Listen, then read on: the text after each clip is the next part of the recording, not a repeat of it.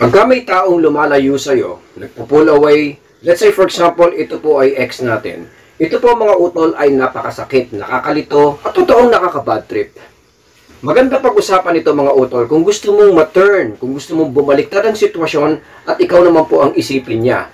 Today mga kapatid ay papaliwanag natin kung ano ang mga steps, kung bakit ito ay nangyayari, yung dapat nating gawin. Pero bago po yan, kung bago ko po kayong bisita dito po sa ating channel, wag po nating kalimutang mag-subscribe. And syempre po, paki-like na rin po. At paki-hit nyo na rin po yung notification bell. Dahil halos araw-araw naman po mga utol, tayo po ay nag-upload, nagbibigay po tayo ng tulong sa mga kaibigan po natin na naghahanap po ng sagot tungkol sa problemang relasyon. Pero bago po yan, lagyan po muna natin ng patalastas. Ayun o.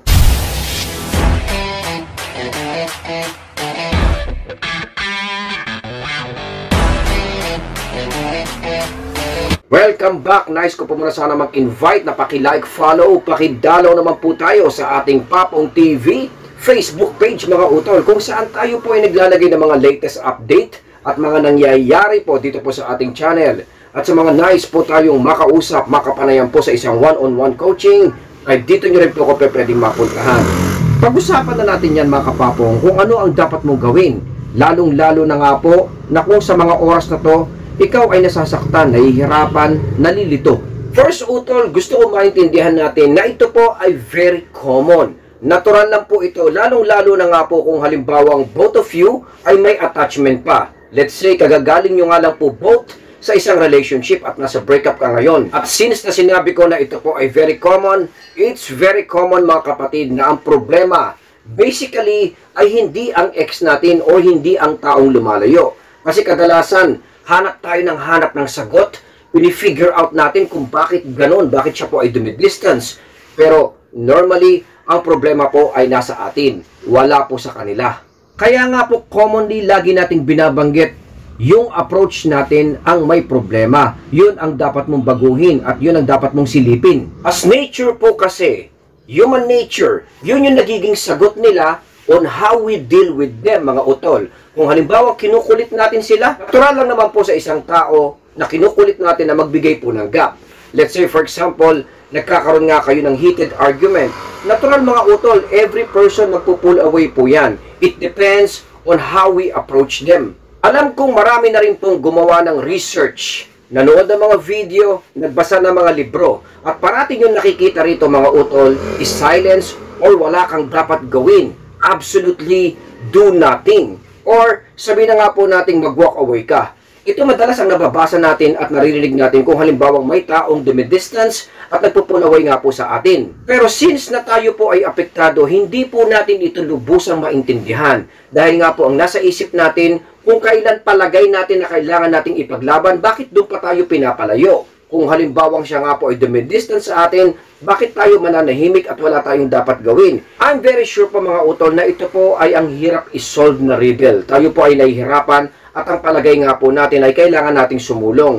Ang paliwanag po dyan mga utol, kung halimbawang ang isang tao ay nagpo-pull away sa iyo dumidistance, tandaan po natin na meron po siyang pakiramdam at meron po siyang nasa isip kung halimbawang siya po ay lalayo.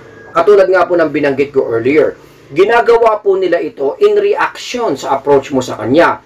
Meaning, walang kinalaman sa kanya mga utol. Nasa atin nga po ang problema. So, tayo po ang main target. Dahil nga po meron silang pakiramdam na tinatawag nga pong emotive expectation. Off the heart expectation mga utol. Kumbaga, ito po ay nasa loob nila. At yung mga emotive expectations na yon ay yung inaasahan nga po nilang gagawin mo in reaction dun sa ginagawa nila. Let's say for example, binagsakan kita ng telepono. Natural syempre aangal ka. Gagawa ka ng sasama ang loob mo or let's say gagawa ka ng paraan to reach out. Or even try harder. Kaya nga kung halimbawang ring ng ring yung telepono, lalong hindi sinasagot mga utol kasi pumapasok ka nga po dun sa emotive expectations nila. Kaya kung gagawin mo ito mga utol, let's say isa-satisfy mo yung kanilang off the heart expectation, sila po ay lalong magpupursige, lalong matitrigger yung paglayo nila. Kasi most of them, by nature, ang gusto habulin, di ba? Habulin mo ako, sige, tumawag ka ng tumawag, kulitin mo ako. Dahil pagka ginagawa mo yan mga utol, lalo nilang na-validate yung feelings na gusto nilang gawin towards you. Kaya sinasabi na wala kang dapat gawin. Do nothing or walk away kung halimbawa may taong lumalayo sa'yo. It's because mapupunta ka naman doon sa tinatawag na bucket list of challenge. Dahil ang mararamdaman nila sa'yo mga utol, isa kang valuable person. Bakit ka magiging challenging o mapupunta nga po dun sa bucket list of challenge? Bakit hindi? Mararamdaman nila mga utol na may complete self-control ka sa emotions mo. You don't need any validation or opinion kahit kanino, lalong-lalo na nga po sa kanya na nagpo-pull away. Meaning, napakalakas natin emotionally. Technically, gawin mo po yung opposite. Instead na gagawin mo yung mga off-the-heart expectations ng ex mo. Dahil pagka ginawa mo yan, of course, lalo siyang mai-irritate, lalo siyang maiinis, at lalong lalabas yung pagka-narcissistic ng isang tao. Lalo siyang matitrigger na gawin yung bagay na gusto niya, mga kapatid, dahil ikaw nga po ay patuloy na nagkakamali. Kaya immediately, kung halimbawang nasa ganitong situation ka mga utol, mag-focus muna tayo sa sarili natin. Huwag na huwag tayo magpapanik. At wag na wag nating susundin yung inuutos nga po ng ating kamalayan. Yung tipong parang i-push mo, porsigihin mo, habulin mo siya. O let's say magpanik ka. Or sitahin mo siya kung bakit nangyayari to mga kapatid. Dahil sabi ko nga, yan yung mga off-the-heart expectation niya. At siguradong lalagapak tayo kung gagawin natin yon. At paalala, wag na wag tayong, let's say, magsasalita tungkol dito. Especially sa mga circle of friends natin, kung saan ipaparating natin sa kanya. Kasi yun yung kadalasan yung para magkukwento tayo na alam naman po natin na this person, expected natin na magre-relay or magfo-forward sa kanya ng current situation or nangyayari.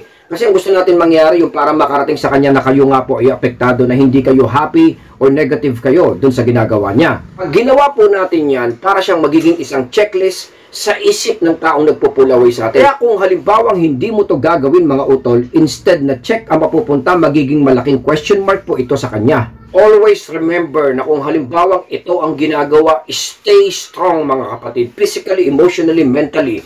Huwag mong ipaparamdam na kayo po ay nasa desperate mode at sobrang naapektuhan sa ginagawa niya. Don't fall back dun sa needy situation or character na ginagawa nga po kadalasan ng taong nasa ganitong situation. Kung nalilito ka kapatid, pwede mo naman siyang i-mirror. Pwede mo maging guide yung mga vlogs natin in order na hindi ka magkaroon ng mga post-breakup depression or mistakes o yung tinatawag nga po nating deadly mistakes. Dahil pagka ginawa mo to mga utol, it will literally further push them away, papalayo sa iyo. Lalo tayong mahihirapan. Recap. Kung halimbawang ito po ay nangyayari, okay lang naman. Stay calm, mag-focus po muna tayo.